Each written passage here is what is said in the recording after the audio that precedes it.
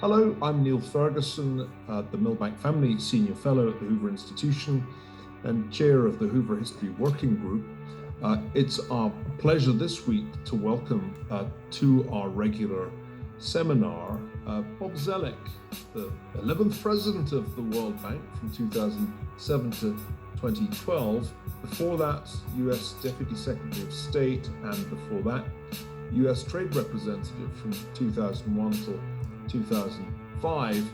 Bob Zoellick had an illustrious career in government service with jobs at both the Department of Treasury and the State Department under Presidents Ronald Reagan and George H.W. Bush. But his first love was history, because that's the subject he studied at Swarthmore as an undergraduate, and it's the subject he's returned to with his new book just published last year, America in the World, A History of US Diplomacy and Foreign Policy. Bob, it's a pleasure to welcome you virtually to Hoover, and it was a pleasure to read and review your book. And I wanted to begin by asking you a little bit about your own experience in government service, particularly at the State Department. Did you actually find yourself thinking about historical analogies or precedents when you were in the room where it happened? Because I sometimes suspect that in truth, much as we like to talk about applying history, when you're actually there taking decisions in real time, you don't have time to think that much about historical analogies. Am I wrong about that? Well, I actually, in my case, I can't speak for others. Yeah, that would be wrong because you don't wipe your mind clean of the context of which you're thinking about a problem. And so, to give you some practical examples, when we had the opportunity to first have a free trade agreement with Canada and then with Mexico for NAFTA, it was very much in my mind about overcoming the divisions of the North American continent, not only the tensions with Canada, where we struggled for such an agreement for over a century, but even more, of course, with Mexico, where we've taken a third of the territory. This is a total reversal of sort of the past tensions between the two parties. In the case of German unification, as we've discussed elsewhere, we had a strategic view about not only supporting Germany's democracy as an ally, but embedding unification within NATO and the European Union institutions, and dealing with the future stability and security of the European states.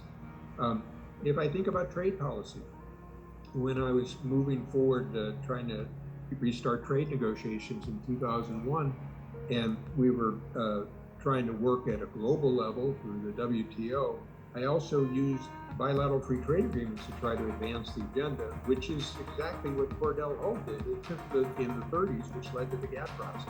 So I think you use the term analogy, and while people will often think in analogies, my own experience is you have to be careful that they can also mislead you.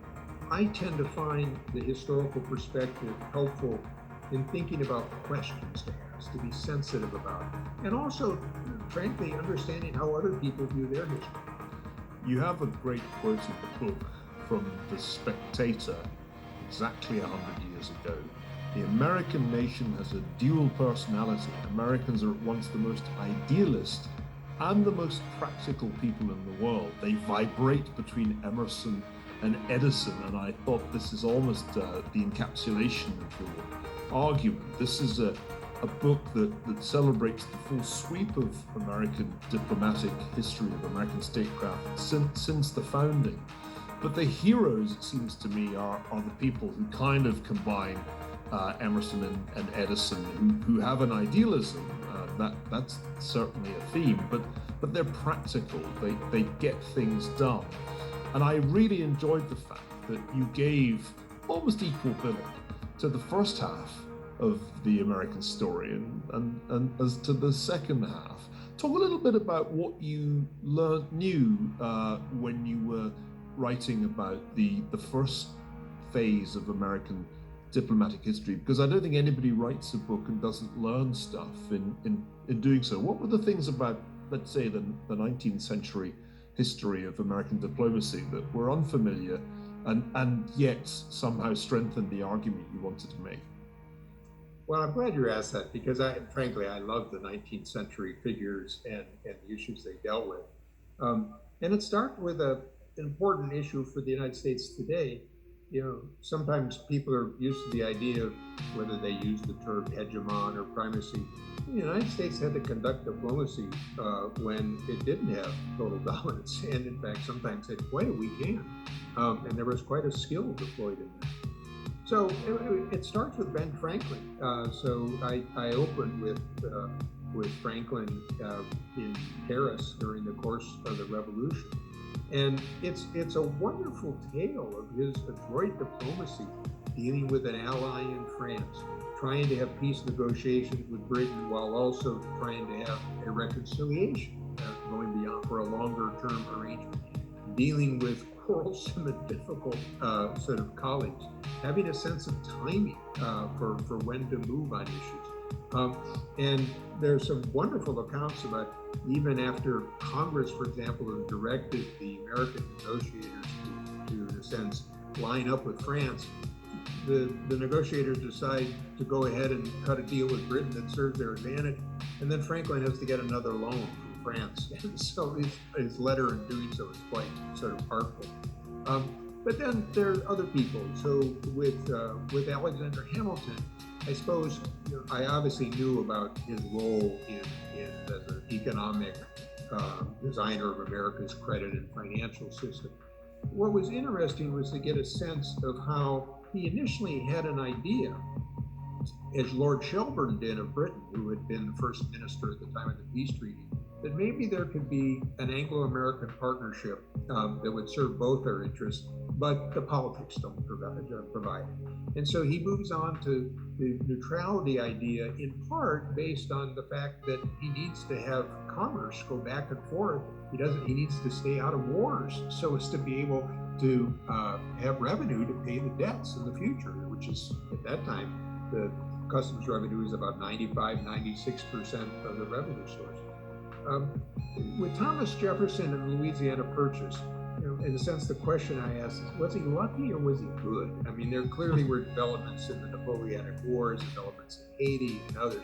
But as you dig into the practical aspects of his diplomacy, that's what the book tries to get into.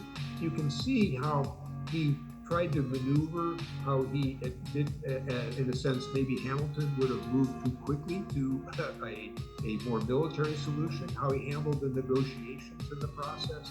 And he was very much helped by the team he had around him. I never really focused on the fact that Monroe is sent to Paris to do the negotiation, in part because Monroe is trusted by Westerners, so there's a political notion of this. Monroe arrives just at the time that Napoleon is ready to deal, and Monroe faces this very difficult question without transatlantic communications. He's sent to buy New Orleans, and he's offered all of Louisiana, which would double the United States at a time where, remember, this is inconceivable. If it were Jefferson, he might have actually just sort of, wrestled with the problem and been unable to face it. And Monroe, who was nowhere near as intelligent, but as a man of some, basic board decision making, decides to run the risk of doing the deal. And when the deal comes back, you have another situation because Jefferson realizes the Constitution doesn't give authority for this. Of course, he's battled Hamilton about not extending constitutional authority. And he's starting to think, well, should I have an amendment? And Madison says, no, we're not going to wait for this. So you can have a sense of the team. So what I think the richness in each of these cases, or Lincoln, and the brilliance of how he manages to ward off British and French intervention in the war. In each of these cases, what you're going to see is the different skills that people apply. And I'm hoping that people can draw some of those lessons for today as well. Well, that was what I was going to say. It seems to me that there's a lot to be said for looking back at a time when the United States didn't have full spectrum dominance. When we consider the present predicament of the United States, which is certainly finding its dominance challenged, in many ways more credibly, certainly in economic terms, by China than it ever was by anybody else before. And so I want to kind of leap forward in time to your later reflections in the book and your current thoughts. We're now in a very different place, even from when you were finishing the book. A new administration is in office. It is having to make some of the big decision in your mind, and have we got to a better place under Joe Biden than we were under Donald Trump, the president with whom you have, I think it's fair to say, little sympathy? Well, it's early, and one of the lessons I think from the book is you can't decide on foreign policy in the first few months. But I'm going to go back to the 5 traditions that I run throughout the book. So starting out is your North American policy. That's important not only for what Americans care about with narcotics or organized crime or immigration or economic relations, but it's going to be important in our strength in dealing with China or other parts of the world. And there have been some initial sort of openings to that relationship. I'm a little worried. We'll have to see on the implementation. And this is where practice will matter. The USMCA, the rewrite of NAFTA, has rather extensive labor provisions that could be used to help build Mexican labor unions, or they could be used for protections. If I were going to do, as opposed to a Buy America, why not do a Buy North America, which would help all the different parties. Another tradition was trade, transnationalism, and technology. And what I underscore in this is how trade in U.S. relations was more than a matter of economic efficiency. It's a key part of our partnership. As you know, as an economic historian, this was part of the story of the post-World War II period. This is an area where I'm a little worried the Biden administration is going to try to practice multilateralism without trade. And I think they're going to run into difficulty. And on the technology dimension, there's a critical aspect that I think they're focusing on to strengthen America's foundations for technology. That could be an important part going to the future. But we also have to operate in a larger world. So this will be negotiating the standards and the rules for data and other issues. It brings you right back to international negotiations. Alliances and order is another tradition. The United States avoids alliances for 150 years. Then we create a unique alliance system. I think the administration is starting to restore some of the strength and confidence of that with both Europe and Asia. But again, I don't think that they can just detach that from some of their economic relations with some of these key parties. And their China policy will have to take into account the fact that China or Japan, South Korea, India, Australia, ASEAN, they're not going to want to totally detach from the Chinese economy. So how do you pursue those issues? I think the administration is actually quite wise in using some of the what I'll call the new security issues, climate, biological security, others, as part of their alliance relations. But of course, you can't ignore the traditional hard security aspect.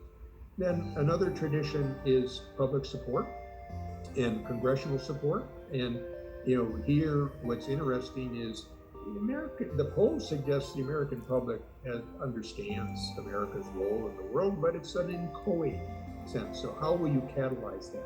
And here it's partly explanations, but as you know, as a historian, it's partly events. It's that famous Macmillan quote about, events, dear boy, events driving plans. So the reality is any administration will partly be response to, how it deals with the Iran issue, with North Korea issue, or some other challenge. And finally, I talk about sort of America's purpose in the world. And I note how this changes over time, whether it's freedom, or small R republics, or human rights. That's clearly a big part of this administration's policy. We'll have to see how they also integrate that with the other interests that the United States has, whether on security and economic side. So I think one other point I'd mention is, not surprisingly, President Biden his top priority has to be to deal with the pandemic and economic recovery. So my former boss, Baker, when he was chief of staff to Reagan in 1981, said, Mr. President, you have 3 priorities. economic recovery, and economic recovery. So that will determine Biden's success over the next 2 years. They're now piling on a series of other sort of domestic issues. And the question will be, as they do that, will they overload the system? Will in some ways, will they overshoot? Will they sort of create other economic problems? And how will they use these as part of their larger international posture? And those are the questions we should watch. Well, one of the things I really enjoyed about this book was that it wasn't always the secretaries of state, or for that matter, the presidents, who were center stage. You give some great accounts of the lesser figures, the less famous names. Will Clayton, the Tennessee-born Cotton King, who was key in making the Marshall Plan actually happen. Vannevar Bush, I've heard of him, I certainly had, but I really learned a lot from your discussion of his contributions as an engineer to US technological leadership in the Cold War. And Major General William Tunner. I mean, we might find ourselves with an airlift to Taiwan at some point in the next few years if things get ugly. I hope there's somebody like him to make sure that actually works. And this was, for me, one of the really important takeaways from your book. Pragmatism is not just seeing how to get things done, it's making sure they do get done.